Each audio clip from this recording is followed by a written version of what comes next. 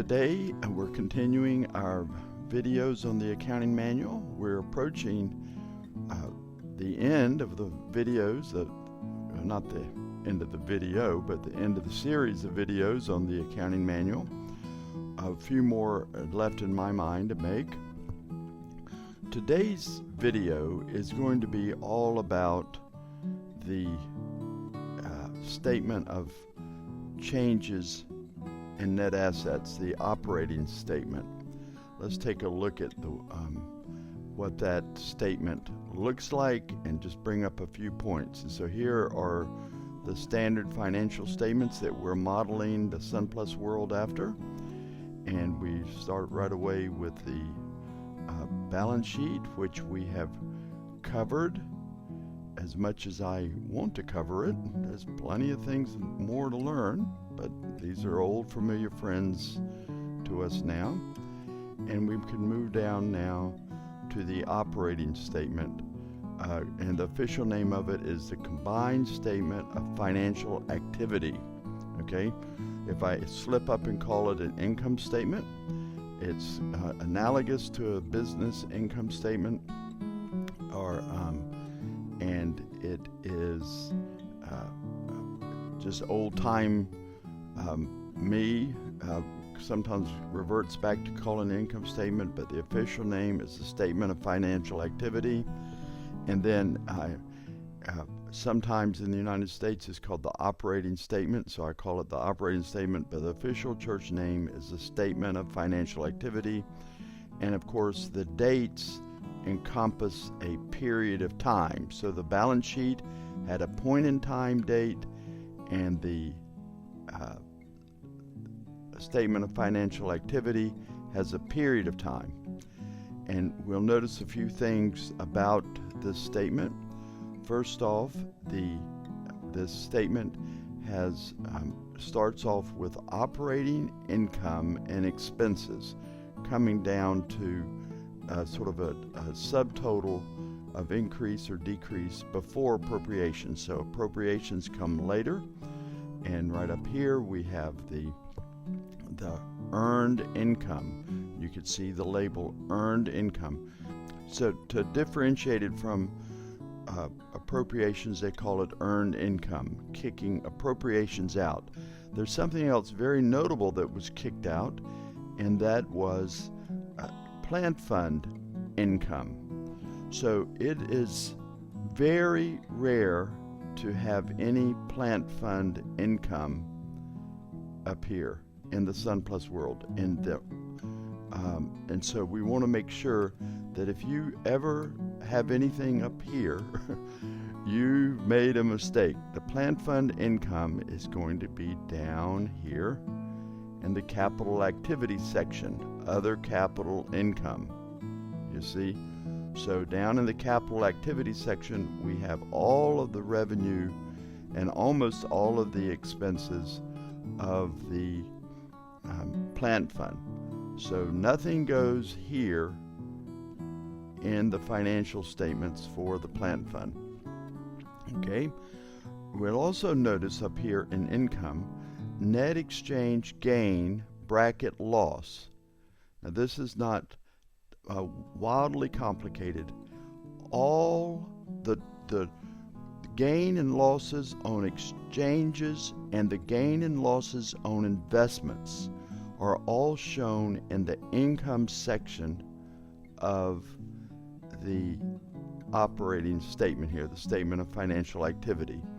So last year we had a loss, an exchange loss of $18,741. Well, on last year's statement, that number right there would have been right here in brackets. Okay? So losses do not go in expenses and gains go in income. You don't, and this is also an aggregate figure. So if you have a bunch of gains and a bunch of losses, they are showed combined, and they are showed in the income section, even if they're losses all the way across. So it would be conceivable to have bracketed figures here, bracketed figures there, and bracketed figures there. And the reason for that is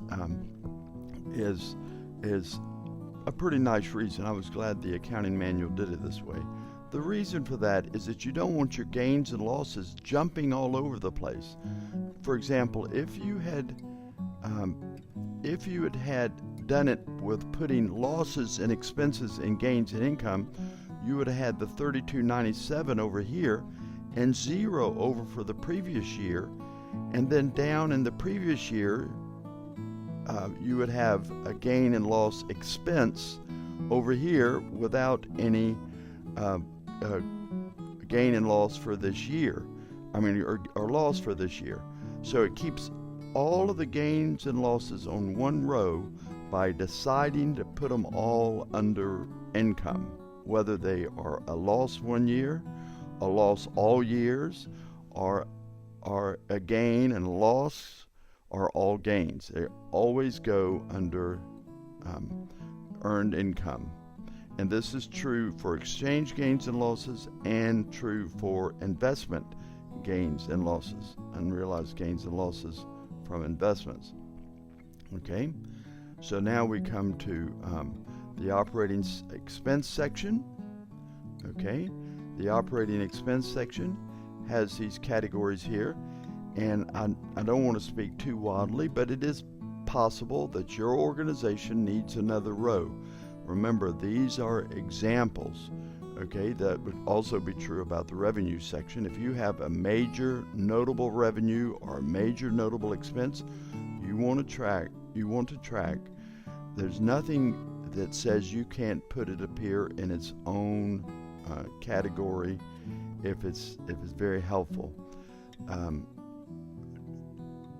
The under expenses, we have the category of employee-related expenses, administrative expenses, departmental expense, and other expenses.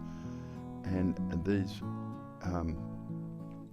these other operating expenses include your repairs, your insurance on your property, your maintenance, all of the things that are often erroneously put in the plant fund. They all are operating expenses of the organization and not plan fund expenses. I think I've said that many times.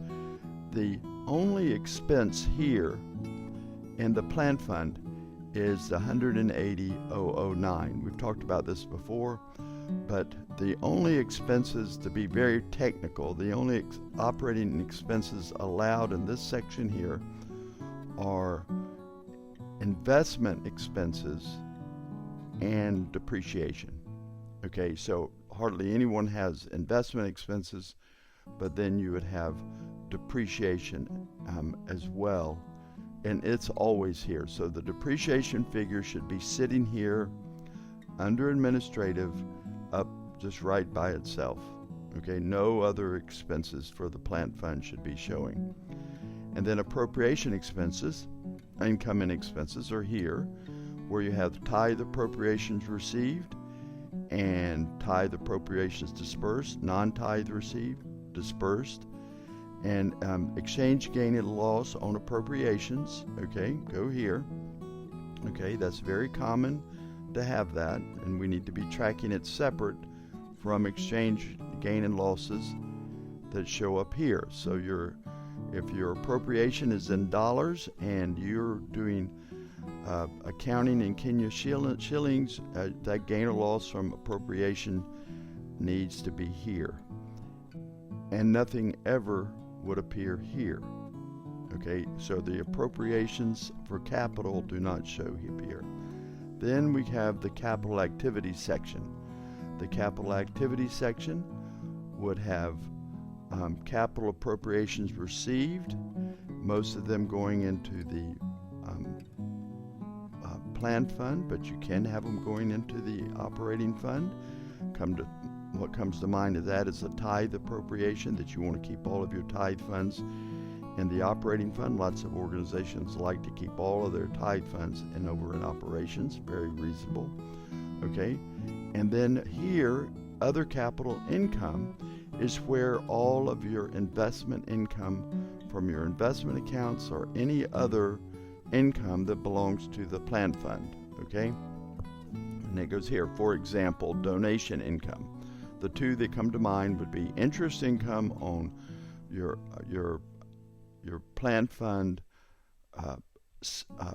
non-expended plan fund income would be showing here. Another would come in is all of your donations into your plan fund. You have a building fund and people making donations, and it would come in here, okay? And there would be your gain and loss on sale of assets. All of it goes right here in one row, okay? Whether it's a gain or losses over time. And exchange gain and loss on capital appropriation. So you had a big appropriation here and you had a loss, and it would go there. And finally, you have transfers between the two funds. So these two numbers must always balance out for each other. Okay, transfers from the operating fund into the plant fund. That's what this is doing here. And then you come down to the end with the beginning, the bottom line, the increase of net assets. Okay, this is analogous to the net income figure. And beginning of the year net assets for the plant fund and for the operating fund, bringing you to the end of the year net assets. One big debate in the SunPlus world is what number goes over here in the budget column. Okay, and the number, the total that belongs over here is the total of the operating fund and the plant fund budget. Okay, well, so if you've separated out your net income, operating income, where you have nothing here for the plant fund except for depreciation, these numbers are very clear. Okay, there's no confounding the fact that you may budget for your operations. Okay, you may budget for your operations and you want those numbers here and these numbers here. There is apples to apples comparison. Where the big debate in the SunPlus world is coming from is that you have all of these income and expenses in the plant fund that you haven't budgeted for. Well, they're not supposed to be here in the first place, so they won't be in this total here, and it makes sense that your operating budget right here it is easily compared to the operating activity, the actual. Okay, so the problem is not that the budget includes plant fund here.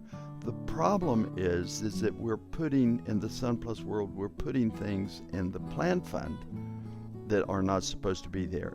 In general, nothing will be here except for depreciation. Nothing, okay? All right, and then we budget for appropriations. The plant fund has no assets, appropriations coming in here, so the operating budget that you prepared here would match that. It's a fair comparison. And then where we get a little bit weak is that you should be making a plant fund budget, and those numbers here are here. So we continue to have apples to apples comparison if you're doing the underlying financial statements correctly. So the problem in the SunPlus world is not that the budget is both plan fund and operating fund, but the problem is that we're not doing the financial statements correctly. And so that sort of concludes our presentation on the statement of net assets. I hope it's helpful, and I know that a little bit of this is repetition of what I've said already in a video, but I think it's new for you. And next time we will spend a few minutes with the cash flow the statement of changes in net assets, and continuing to work our way through the financial statements. Thank you, and God bless you, and thank you for supporting SunPlus.